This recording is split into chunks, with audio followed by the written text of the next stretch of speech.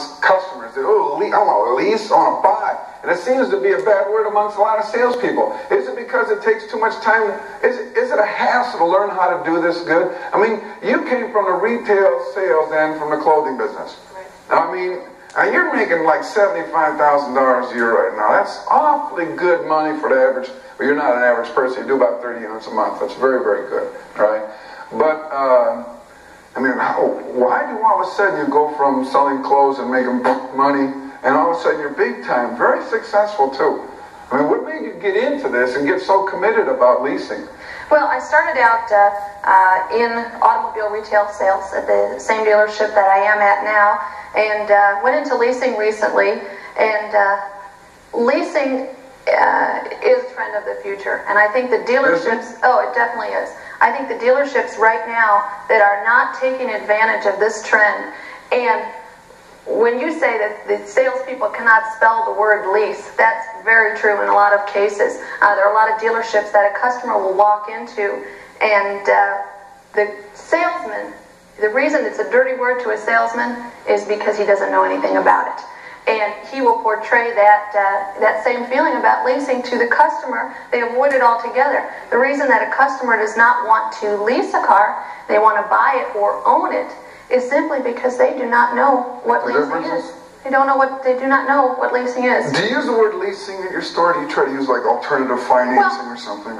Leasing is an alternative way to finance an automobile. There's no two ways about it. We use the word alternative finance. You try and stay away from the word lease, but the customer knows what you're talking about. You present it as an alternative method of financing the car, virtually putting the money down at the end versus putting it down at the beginning. And that's the way I start out a description of leasing. Bert, you do both retail and leasing? That's correct. Okay. A person walks in the door and says, and they didn't come to you, they came to me, I'm a new salesperson in your store. So we're interested in leasing a vehicle. Does every salesperson in your store have the opportunity to lease this person a car? Everybody has that opportunity. Unfortunately, not everybody is qualified to really sit down. And because I'm not qualified. Okay, because I'm not qualified. I'm not qualified, I'm new. I haven't gone through any training yet. I'm not qualified. Do I take this up and turn them over to you? If you want to make some money off this person, and simply, yes. Well, what do I get out of this as a salesperson who's not qualified? You get half the commission. Okay. Where absolutely none of the work. So, okay, but see, so maybe the salesperson tries to talk this person. This is happening, isn't it? Salesperson tries to talk someone out of a lease where we can make an awful lot of money. And turns them into retail because I'm too lazy to go into leasing. I don't know anything about leasing. Someone tries to slam them on a retail. What do you want a lease for? We take a lay down on a lease and we turn them down because what do you want a lease for? I don't know anything about leasing, so I try to blow them away. Yeah, see, at our dealership, every salesman is trained in leasing. Okay. So in other words, you know, it's not a dirty word at the store because I make money at it. I'm a salesperson. I could make money leasing. They have been shown how they can make money leasing. Exactly. The agency takes the time. Our management is very progressive, and they have realized that they've got to gear up toward leasing. The only way to lease... Is this a top priority at the store? Very, very high priority. You know, you have Salesman of the Month incentives. You have... we have a trip right now going to Las Vegas. Leasing ranks very high. The point structure. How many units a month? How many units a month out of your store do you guys do? How many total? Total units, just a guess. Approximately 200. 200. Out of those 200, about how many are leases? About 30. 30? Okay. Is it getting more and more every month? Yes. Okay. Yes. Do you handle the person who says, I want to lease a vehicle, or do you basically switch people from retail to lease? Well, I personally cannot take any customers in the store. Leasing customer must be turned over to me by a salesperson. Oftentimes, I will convert a person to leasing because they're in a situation where, because of payment or down payment or inequity in their trade, leasing is the only feasible solution as far as the payment. Jim, you have an awful lot of experience, both retail and lease. Over the years, I'm sure you saw the trend when people would walk in the store looking for a quote to purchase a car. And we got into the bidding games of buying a car through, I'm walking in the store, what's your best price? through leasing becoming more popular. Is that happening in leasing too, where you get people coming in saying, I've got a lease payment from there, can you beat this deal? Not to the same degree. What you're running into, and what you're going to run into more and more, are a number of special programs that are being offered by outside sources, people outside the dealerships. What do you mean? Well, I guess a good example would be LMV's employee lease program right now, where you have a third-party influence going in and saying to a group of employees on behalf of that employer, you can lease a car based on invoice. LMV? LMV is a large leasing company that's a subsidiary of Xerox Corporation. Okay. And they have a large employee lease program that they'll put into your corporation for your employees at invoice. And it's done through a local store like yours or something? Yeah, sure. Okay. Yeah, it's done through anyone that will cooperate with them. In fact, if you won't cooperate with them, they'll go out of state. Okay. California's real big on leasing. It's probably the biggest. The biggest, I would Because they say. got so much money in their house payments. Isn't that true? Yeah, they've got to do something to keep those. Is that one of the reasons? Well, the love of the car in California, obviously, is probably the reason. The exotics, the high-priced luxury cars, and leasing, as we call it, alternative financing, seems to be, the cheapest way to have the most expensive toy. So consequently, at a Cadillac store, it's a lot of people that might be the normal automobile purchasers or will Buick find purchasers. themselves driving a Cadillac under a lease program. So that they have their cake and eat it too. Precisely. Okay. How much of your business retail? How much of it's lease? My personal business, I would say, is probably to the tune of 40% lease. Person comes in the store. And does this stuff exist? People come in the store. They're looking for a best deal on a retail. All right. And they grind you and grind you and grind you to a nothing deal on retail. And you switch them to lease. That's the opportunity to make some money. Is that the whole idea behind leasing? I mean, not the whole idea, but isn't that one of the advantages as you have a salesman person, instead of taking a mini deal retail, you go, what about leasing? Boom, the person doesn't have that control of what he thinks the gross is on the deal. You switch the figures, the payments are lower, and you make a lot more money. Well, we'll make more money. We're not really switching figures. We're not switching cars. We're introducing to that buyer something that he's never been introduced to before. It's a win-win situation. Exactly. He wins, we win. We no longer have that cheap, inexpensive deal sitting in front of us. And the reason for that, everyone is a payment buyer. That's right. And Absolutely. when they grind you down to invoice, they may have never brought up what will my payments be, but they know the lower the price of the car, the lower the payments. Good point. And basically, that's what they're trying to get to. They're not trying to buy the car for invoice, to buy it for invoice. They're trying to do it to get their payments down. No, you're underestimating the American public. That was true, and it's true in our area right now, Leslie. And to some degree, it's true still in California. The American public is becoming educated towards leasing. More than us? Sure. Far more. That's scary. Yeah. Because we always had the upper hand in retail. Now it looks like with this leasing, they're becoming more educated at a faster pace than we are, huh? Well, you have to understand something. The tax law became catalytic, and strictly catalytic, to getting people interested in leasing. Is the tax law, is it better or worse?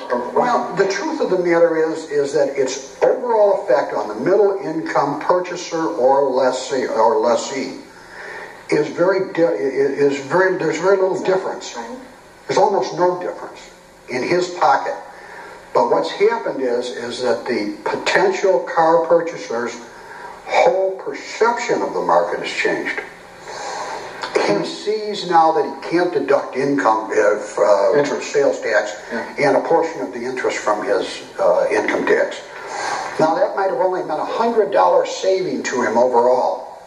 But it's all here. It's like the stock market. Perception sells. It has reduced the resistance to leasing. For example, when I would come in on a close before and bring up alternative finance, and then they would say, oh, you mean lease? I don't want to lease, I want to own. I can deduct this, I can deduct that. It's done, right. Yeah. It's a closed door situation.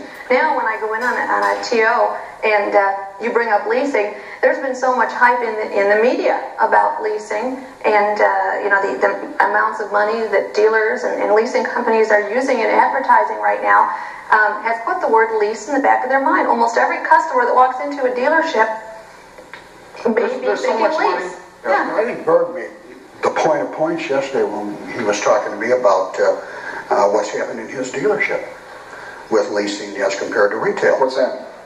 Refresh me, Jim.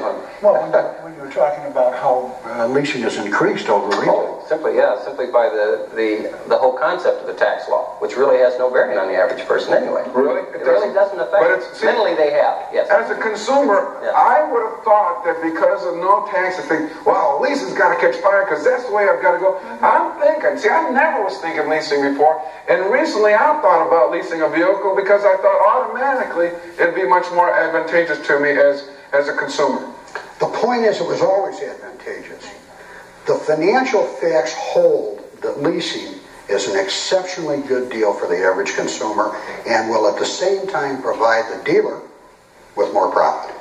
Berg, as they call it retail leasing, give me an example of a recent experience you had when you were working a deal, the person came in at retail, the deal was like zip, and all of a sudden you switch them to lease and we have a happy ending. Well, one situation that happened quite recently, as a matter of fact, was a situation with a trade payoff in reference to amount of equity. And during our conversation, sitting right there, realizing while making a simple phone call to the finance company, dealing with no longer $2,500 down payment on the car, plus some additional cash, that it was really about $500. And a train of thought process took place there where I don't have enough money, I have to come up with more money. Well, here's an alternative to that. And would you rather pay a little less money every month anyway? So the person's thinking, I could take that $2,000, Throw it in. I told him to take that $2,000 and put it in his pocket. and it made him feel good. Made him feel wonderful. Okay, and his payments went down. His payments went down almost $100. But he knows that then in 4 years he don't own a car. He's a turnaround of 4 years, and on a 5-year contract, the average person wouldn't own the car in the first place. He'd never pay it off. Cadillac people usually don't drive the thing to the wheels fall off. Most people, I don't think the average consumer today drives a car the length of a contract. I don't think the No, the average, I think it's 3-point-something years, and the average. And the average contract's 4 years. Yeah, whatever. How long do you lease your vehicles usually out there? 4 years. 4 years. Yeah. Do you try to shrink it to 3 years? Most definitely. The You do? turnaround process, most definitely. And So you get them out of the car. We have a unique situation. We allow a 36-month lease to be a 48-month lease by calling it a 39-month lease. The best of both worlds. Okay. It gives you a short term and a long term all in one. Back to that deal though, was it originally a low pay deal and all of a sudden it went to a high pay deal? On the On that $2,000 down? I mean, were you looking at a high deal and it was about the same kind of profit? no, I was looking at a relatively short deal, although it wasn't an invoice deal or anything of that nature. But I was able to turn around in excess of $2,000 profit More than you had before? than I had before. And tell me an example that you've had recently in your store. Well, as far as turning a deal into more profit, that happens all the time.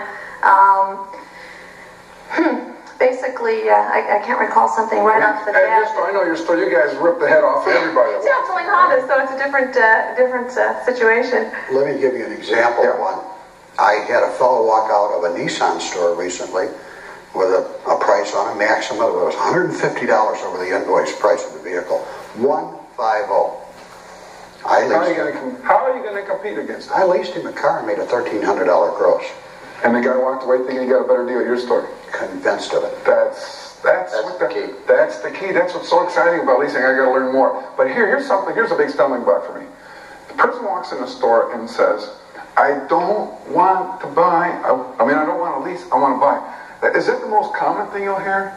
When alternative financing is They use brought the up? word own. They want to own Okay, something. so when a person says, I want to own the vehicle, how do you handle that, Jim?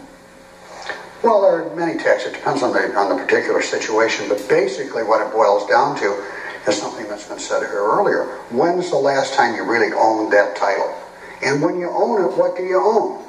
You put a $4,000 or a $3,000 down payment in front on the vehicle. To collect that $3,000 at the end of the term, you've collected no interest on that $3,000 for all the time the finance company has held it. And if you get the $3,000 back in the speculative sale of your used car, do you have a real $3,000 or has it been knocked apart by inflation?